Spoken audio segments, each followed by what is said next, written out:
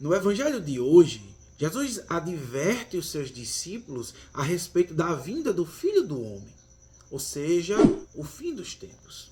Meu irmão, minha irmã, convido você a mais um momento de meditação da Palavra de Deus para que nós busquemos compreender aquilo que a Palavra de Deus tem para nos dizer no dia de hoje. E para você que não me conhece, me chamo Danilo Santiago, sou católico, leigo e sirvo na paróquia de São José Operário, na cidade de Jandaíra, Rio Grande do Norte, pertencente à Arquidiocese de Natal. E eu já convido você, como de costume, a pegar a sua Bíblia para acompanhar o texto que iremos meditar. Vamos agora invocar sobre nós o Espírito Santo de Deus. Em nome do Pai, e do Filho, e do Espírito Santo. Amém. Meu Senhor e meu Deus, como de costume, te pedimos o teu Espírito e ajuda-nos a entender a tua palavra e a extrair para a nossa vida as lições, aquilo que a tua palavra tem para nos dizer no dia de hoje. Que a bem-aventurada Virgem Maria e São José possam interceder por nós no dia de hoje. Amém. Em nome do Pai, e do Filho, e do Espírito Santo. Amém. O texto que vamos meditar hoje é o Evangelho de Jesus Cristo, segundo São Lucas, capítulo 17, versículos do 26 ao 37. Como eu falei no início, nós estamos diante de um texto onde Jesus está advertindo os discípulos a respeito da vinda do Filho do Homem. Ou seja, o fim do mundo, o fim dos tempos, a volta de Jesus. Agora, quando nós pegamos os versículos do 26 ao 29, nós temos aqui, Jesus está utilizando dois fatos do Antigo Testamento para advertir os discípulos. Agora vamos entender aqui. O versículo 26 diz o seguinte: como aconteceu nos dias de Noé, assim também acontecerá, ou melhor, assim também ocorrerá nos dias do Filho do Homem. Comiam, bebiam, casavam e davam-se em casamento, até o dia em que Noé entrou na arca. Então veio o dilúvio que o fez perecer a todos. Veja, o que é que Jesus quis dizer com isso?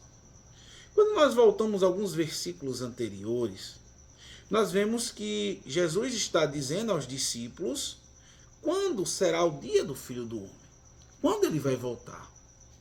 E aí Jesus utiliza o exemplo de Noé, ou seja, as pessoas daquela época comiam, bebiam, se casavam, davam-se em casamento. O que é que Jesus quis dizer com isso? É que tinha uma vida sem preocupações, uma vida que não dava a mínima para as coisas de Deus. Ou seja, quando o Senhor decidiu que viria o dilúvio, foi justamente por causa da violência da humanidade, onde Deus viu que era necessário fazer uma nova aliança. Então veja, o povo vivia de todo jeito, as pessoas da época viviam totalmente uma vida ao contrário daquilo que era a proposta de Deus para o povo. Agora, não é diferente do que vemos hoje. Quantas pessoas hoje vivem sem perspectivas, vivem de uma vida de qualquer forma, uma vida de pecado, uma vida totalmente oposta aos planos de Deus. Veja, e aí o texto vai continuando, e aí Jesus também menciona Ló. Ou seja, ele vai dizer também, do mesmo modo como aconteceu nos dias de Ló, comiam, bebiam, compravam, vendiam, plantavam, construíam. Mas no dia em que Ló saiu de Sodoma, Deus fez chover do céu fogo e enxofre, eliminando a todos. Aí Jesus vai dizer no versículo 30, será desse modo o dia em que o Filho do Homem for revelado. Veja, aqui não é um texto para nos impor medo, pelo contrário. Aqui é um texto onde a gente extrai para a nossa vida aquilo que é uma advertência que o Senhor está dando aos seus discípulos, está dando a mim e a você hoje. Nós precisamos ser advertidos pelo Senhor para que a gente caia na real e saiba que um dia Jesus vai voltar. Que um dia nós vamos estar diante do tribunal do Senhor. Agora, o texto vai continuando. O versículo 31 vai dizer o seguinte: naquele dia, quem estiver no terraço e tiver utensílios em casa, não desça para pegar. Igualmente, quem estiver no campo, não volte atrás. Lembra-vos da mulher de Ló. Veja, quando tudo isso acontecer, Jesus está dizendo que nós não devemos se preocupar com coisas domésticas ou coisas que não diz interesse à nossa salvação. E aí que ele faz lembrar o que aconteceu com a mulher de Ló. Veja, quando Deus pede para Ló sair de Sodoma, porque vai destruir a cidade por causa do pecado da cidade, ele diz para que não olhem para trás. E a mulher de Ló olhou para trás e acabou morrendo pela desobediência. E virou uma estátua de sal. Então o que é que está acontecendo? Quando tudo isso acontecer, nós não devemos estar preocupados com coisas além da nossa salvação. E aí o texto é interessante que vai dizer, no versículo 33, quem procurar ganhar sua vida vai perdê-la. E quem perder vai conservá-la. Veja, parece algo contraditório, mas aqueles que buscam querer salvar a sua vida vão perder. Mas aqueles que der a sua vida por Jesus, aqueles que derem a sua vida para buscar cultivar o reino de Deus, esses vão ganhar a vida, ou seja, vão serem salvas. E aí o texto continua, porque o texto bíblico é tão cheio de informações belíssimas que não tem como eu me atentar em todos os detalhes. Mas o texto vai dizendo, no versículo 34, digo-vos, naquela noite, 2 estarão num leito, um será tomado e o outro deixado. 2 mulheres estarão moendo juntas, uma será tomada e a outra deixada.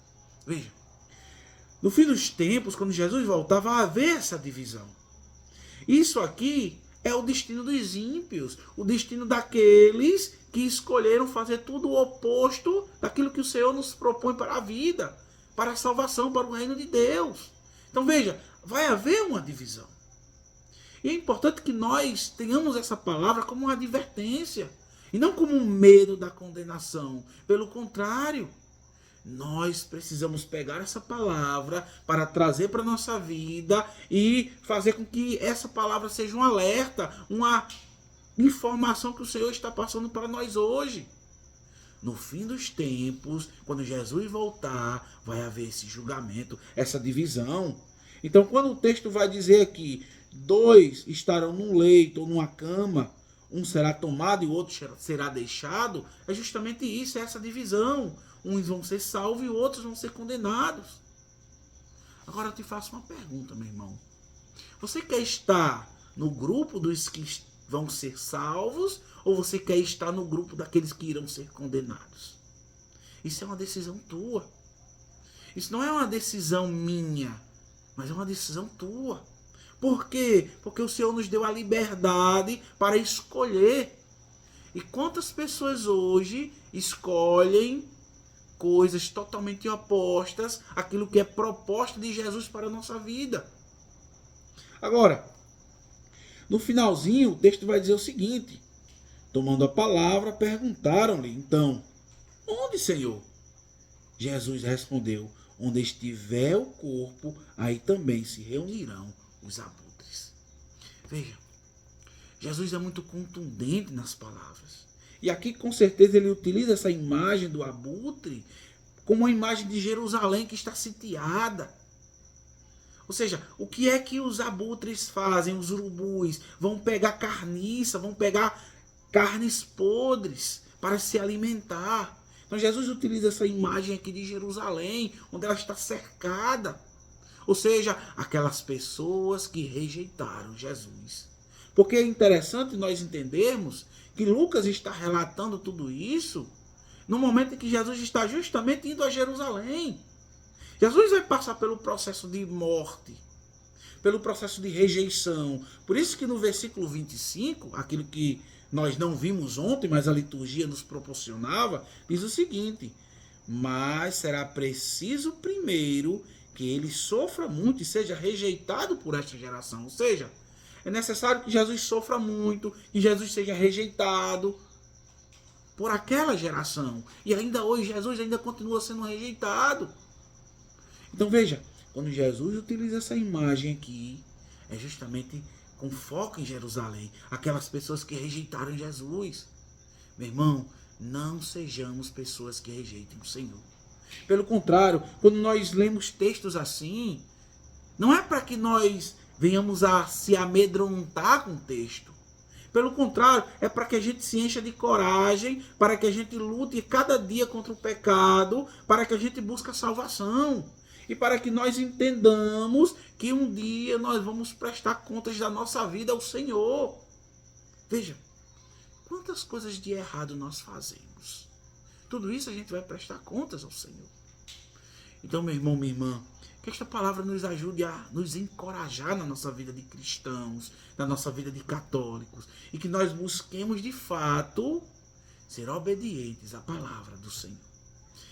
Que Deus te abençoe, meu irmão, neste dia, que esta palavra possa ter causado em você o impacto não de medo, não de temor, mas, lógico, um temor que envolve respeito das coisas sagradas, mas que esta palavra te impulsione a você refletir como anda a sua vida de católico, sua vida de cristão. Será se você quer ser salvo ou você quer ser condenado? Então, que neste dia essa palavra fecunde os nossos corações. Louvado seja nosso Senhor Jesus Cristo, para sempre seja louvado.